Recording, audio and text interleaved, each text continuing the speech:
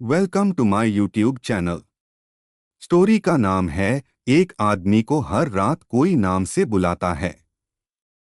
This comic story written by Sumit. तो चलिए अब स्टोरी स्टार्ट करते हैं बिना किसी देरी के। एक आदमी को हर रात कोई नाम से बुलाता है। उस रात जो हुआ उसे याद करते ही आज भी मेरे शरीर में सिहरन दौड़ जाती है। अगर तुम यह कहानी रात के सन्नाटे में पढ़ रहे हो तो एक बात हमेशा याद रखना, अगर आधी रात को कोई तुम्हारा नाम लेकर पुकारे तो कभी भी पहली आवाज पर जवाब मत देना। यह कहानी कई साल पुरानी है, लेकिन आज भी उस गांव के लोग सूरज ढलने के बाद उस रास्ते से अकेले नहीं गुजरते। मैं अपने एक दोस्त के गांव गया था। गांव चारों तरफ से घने जंगलों से घिरा हुआ था। दिन में वह जगह जितनी खूबसूरत लगती थी, रात में उतनी ही डरावनी हो जाती थी।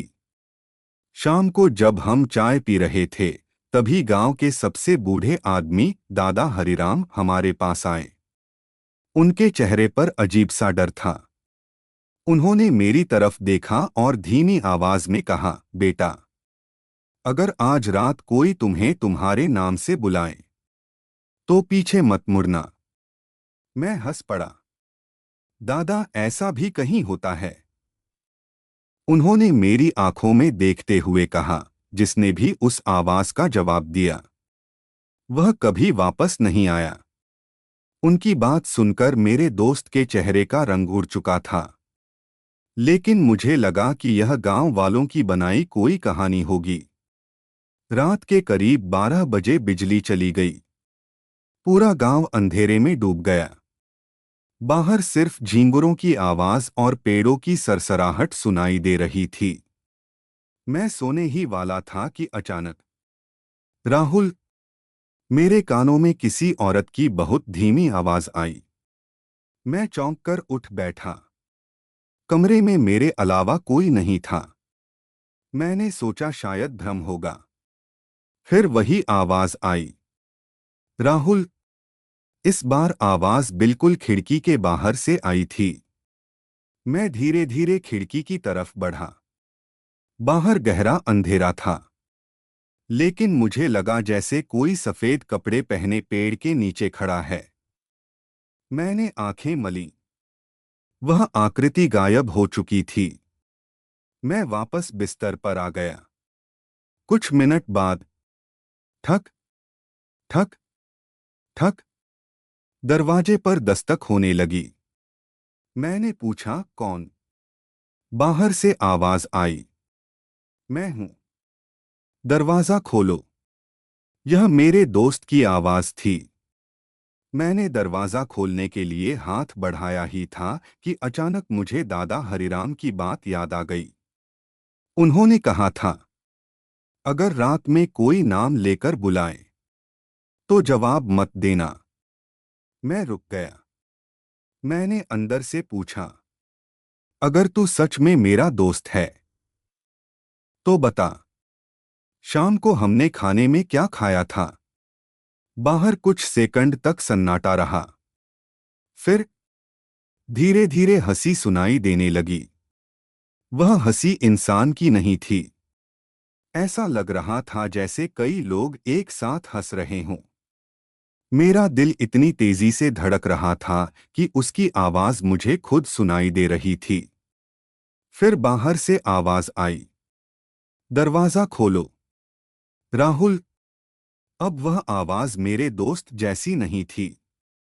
वह बूढ़ी औरत और छोटे बच्चे की आवाज का मिलाजुला रूप लग रही थी। मैंने हिम्मत करके खिड़की से झांका। जो मैंने देखा वह आज तक नहीं भूल पाया। दरवाजे के सामने एक औरत खड़ी थी। उसके बाल जमीन तक लटक रहे थे। उसका चेहरा दिखाई नहीं दे रहा था। लेकिन सबसे डरावनी बात, उसकी गर्दन उल्टी दिशा में मुड़ी हुई थी और उसकी पीठ मेरी तरफ थी। फिर भी वह मुझे देख रही थी। अचानक उसने अपना सिर पूरा घुमाकर मेरी तरफ कर लिया। उसकी आंखें बिल्कुल काली थीं। चेहरे पर कोई त्वचा नहीं थी। सिर्फ खून से सनी हड्डियां दिखाई दे रही थीं। वह मुस्कुराई और बोली, तुमने जवाब क्यों नहीं दिया? इतना कहते ही वह गायब हो गई। मैंने राहत की सांस ली। लेकिन तभी मेरे ठीक पीछे कमरे के अंदर किसी ने फुसफुसाकर कहा, अब तो मैं अंदर आ गई हूं। मेरे पैरों तले जमीन खिसक गई। मैं धीरे धीरे पीछे मुड़ा। कमरे के कोने में वही औरत खड़ी थी। उसके पैर उल्टे थे, हाथ असामान्य रूप से लंबे, और उसकी आंखों से काला पानी बह रहा था। वह धीरे धीरे मेरी तरफ बढ़ने लगी। मैं चिल्लाना चाहता था, लेकिन आवाज गले में ही अटक गई। वह मेरे बिल्कुल सामने आकर रुक गई। उसने अपना ठंडा हाथ मेरे कंधे पर रखा। उसका स्पर्श ऐसा था जैसे किसी लाश ने मुझे छू लिया हो। फिर उसने मेरे कान में फुसफुसाकर कहा, मैं हर रात किसी एक इंसान का नाम पुकारती हूं, जो जवाब दे देता है। उसकी आवाज मैं हमेशा के लिए चुरा लेती हूं। फिर उसी आवाज से अगले शिकार को बुलाती हूं। मेरी आंखों के सामने अंधेरा छा गया। जब सुबह मेरी आंख खुली तो पूरा गांव मेरे कमरे के बाहर खड़ा था। दरवाजा अंदर से बंद था, लेकिन कमरे की हर दीवार पर नाखूनों के गहरे निशान बने हुए थे। फर्श पर मिट्टी से एक ही शब्द बार बार लिखा हुआ था, राहुल। दादा हरिराम ने कांपती आवाज में कहा, तुम बच गए, क्योंकि तुमने पहली पुकार का जवाब नहीं दिया। मैंने पूछा, वह कौन थी?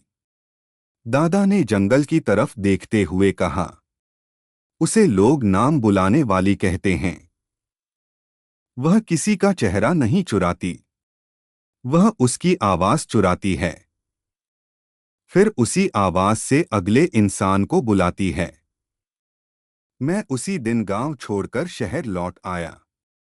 लेकिन कहानी यहीं खत्म नहीं हुई। करीब 1 महीने बाद मैं अपने फ्लैट में अकेला था। रात के ठीक 3 बजे मेरा मोबाइल अपने आप बजने लगा। स्क्रीन पर कोई नंबर नहीं था, सिर्फ एक शब्द लिखा था, अनजान कॉल। मैंने डरते डरते फोन उठाया। दूसरी तरफ कुछ सेकंड तक खामोशी रही। फिर मेरी ही आवाज सुनाई दी, राहुल, बाहर आओ। मेरे हाथ से फोन गिर गया। धीरे धीरे मैं खिड़की की तरफ बढ़ा। नीचे सड़क पर कोई नहीं था, लेकिन सामने वाली इमारत की छत पर एक औरत खड़ी थी। उसकी गर्दन टेढ़ी थी। वह मुस्कुरा रही थी, और उसने मेरी ही आवाज में आखिरी बार कहा, अब तुम्हारी बारी खत्म हुई। अगला नाम कौन होगा? उस रात के बाद मैंने कभी उस नंबर से आई कॉल नहीं उठाई। लेकिन आज भी कभी कभी रात के ठीक 3 बजे मेरा फोन बिना नेटवर्क के बज उठता है, और स्क्रीन पर सिर्फ एक ही नाम चमकता है, मेरा अपना नाम। अगर कभी आधी रात को कोई तुम्हें तुम्हारे नाम से पुकारे, तो याद रखना, पहली आवाज पर कभी जवाब मत देना, क्योंकि हो सकता है वह इंसान तुम्हें बुला ही न रहा हो।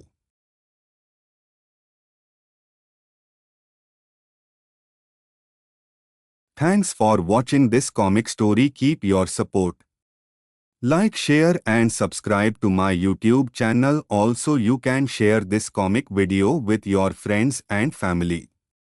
This is my Instagram ID. Give me your suggestions about the comics videos. This comic story written by Sumit.